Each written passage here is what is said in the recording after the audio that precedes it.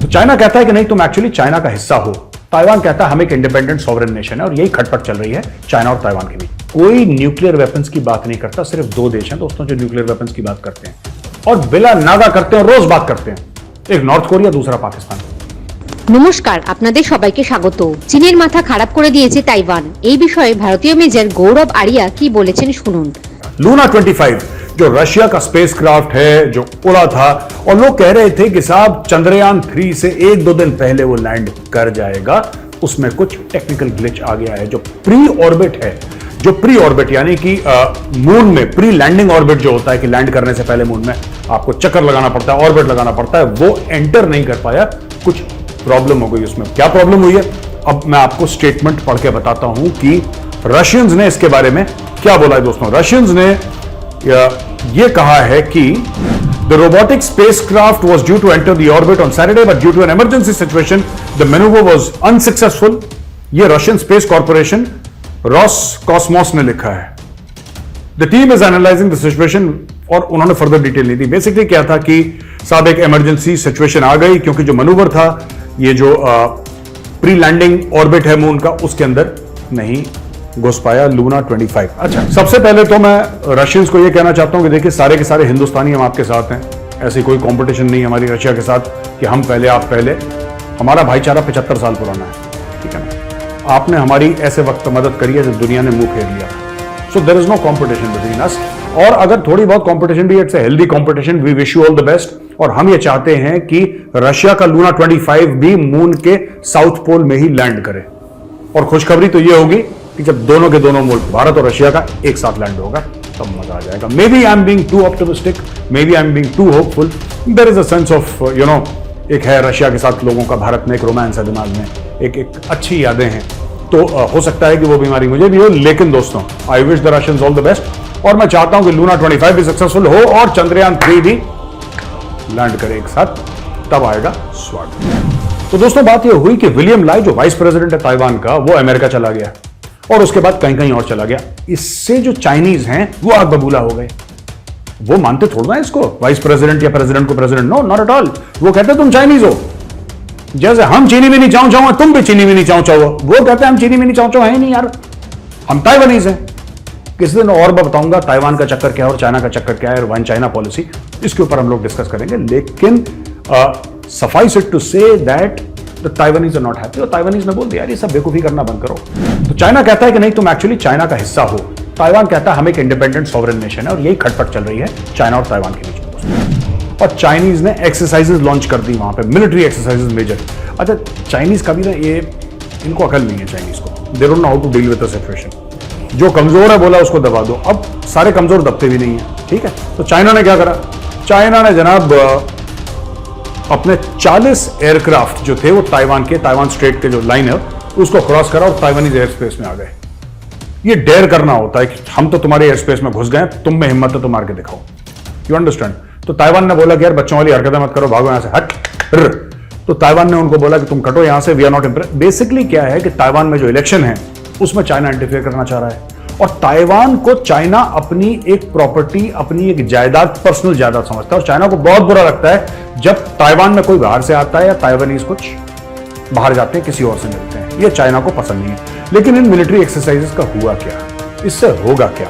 China ने बोला कि एग्रेसिव मैनूवर्स करे अपने जहाज से, दाएं बाएं अपने पानी के जहाज, ऊपर से ये जहाज वो। क्या ताइवान की सरजमीन पे, ताइवान की मिट्टी पे क्या चाइनीज सोल्जर्स ने कदम रखा? Not at all. रखो ना यार, क्यों धमकी दे रहे हो रोज रोज? मुझे यही बात समझ में नहीं आ रही कि भाई ये जितने भी चीनी मिनी चाऊ चाऊ हैं, ये धमकी क्यों दे रहे हैं ताइवान को? आपको नहीं समझ में आ रहा, अटैक करो। रशिया ने ये करा था ना, रशिया को नहीं समझ में आया, रशिया ने अटैक कर दिया। लेकिन चाइना चंट है, चाइना चंट है।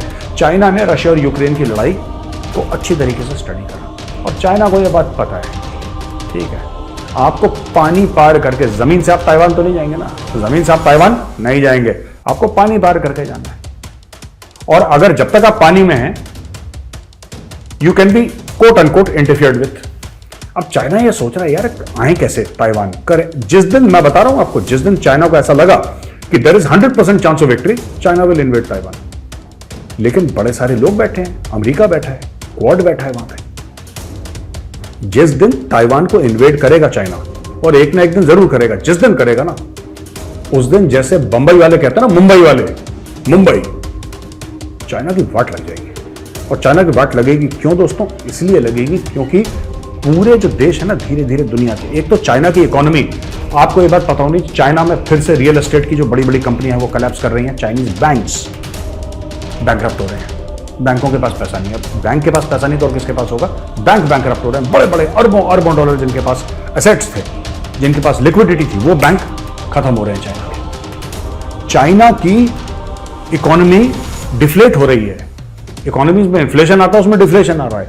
वहां पे डिमांड ही नहीं है, चाइना के अंदर डिमांड नहीं है। चाइना के इंपोर्ट एक्सपोर्ट सब हिट हो गए हैं, सब हिट हो गए। चाइना की इकोनॉमी, ये देखिए ना, बात यह है कि ऐसा मुंह बना के रखता है शी जिनपिंग कि बड़ा कोई सीरियस टाइप की चीज सुन रहा होगा, कोई लेक्चर सुन रहा होगा।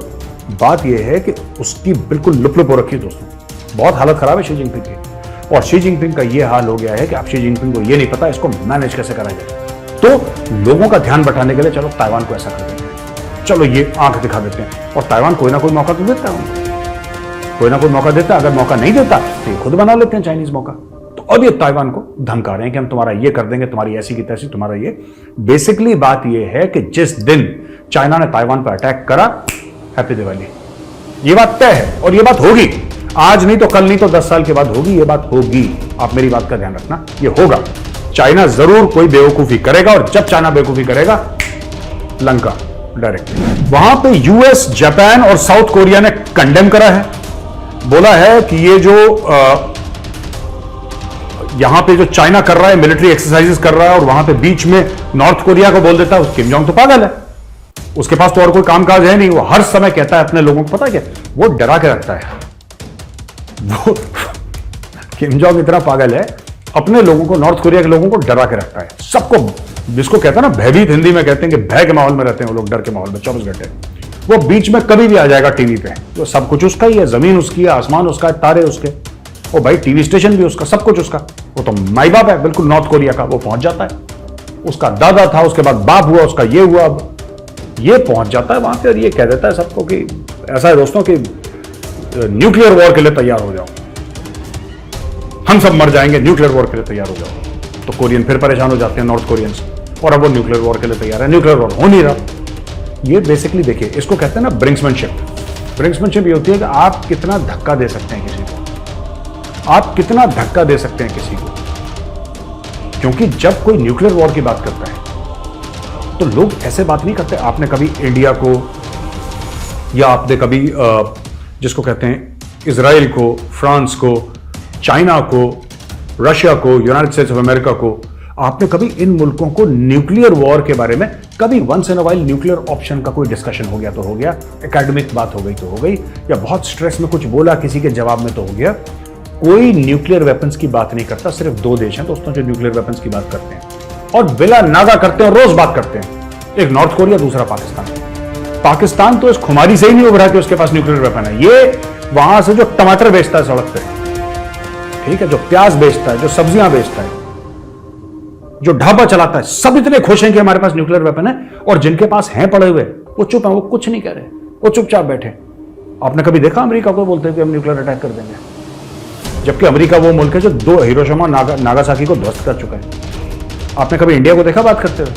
कभी आपने न्यूक्लियर वेपन्स के बारे में चाइना को बात करते हुए देखा? रशिया को? चुप, सब चुप। जो सीरियस लोग होते हैं ना, वो चुप रहते हैं। जो ओछे होते हैं, छिछोरे होते हैं, वो ज्यादा बोलते हैं। तो 2 छिछोरे हैं इस दुनिया में, न्यूक्लियर छिछोरे। न्यूक्लियर छिछोरे हैं नॉर्थ कोरिया और पाकिस्तान। जय हिंद, जय जवान, जय किसान।